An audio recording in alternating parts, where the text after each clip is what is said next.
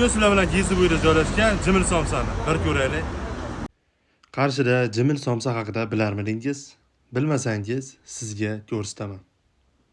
Ungacha o'rnimga joylasha qolaman va sizga atrof muhitni ko'rsataman. Aytishlaricha, Jimil somsa 30 yildan beri ish faoliyatiga ega ekan. Kirib kelishingiz bilan tashqarida joylari, tepada esa salqin taratuvchi ventilyatorlari bor ekan.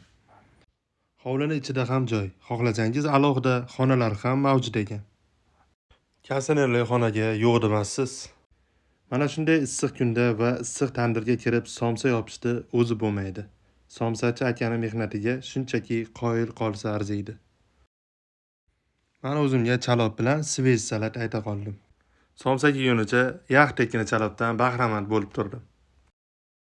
Ana mana degancha tandirdan issiqqina somsalarimiz ham yetib keldi. Qani endi bitta ta'mini ko'rishni boshladik. Somsaning ko'rinishi yaxshi, xamirlari nafisgina, go'shtlari esa dona-dona kesilgan. O'zlarini ferminiy souslari bilan somsa boshqacha ketar ekan. Ta'mlari klassika.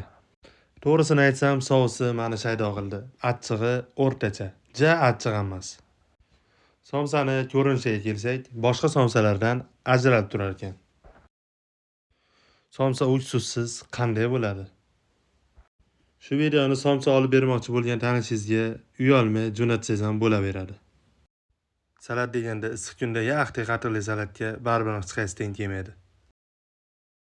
Salat deb chalob esdan chiqib ketmasin. Jimil somsaga avval ham kelgan bo'lsangiz, kommentariyada o'z fikringizni yozib qoldiring. Somsani narxiga kelsak, donasi 8 ming so'mdan ekan. Somsada boricha fikrimni bildirdim. Endi navbat sizga. Ish rejimi har kuni ertalab soat 10 dan kechki 10 gacha ekan. Like va obuna bo'lish esdan chiqmasin. Lokatsiya Telegram kanalida.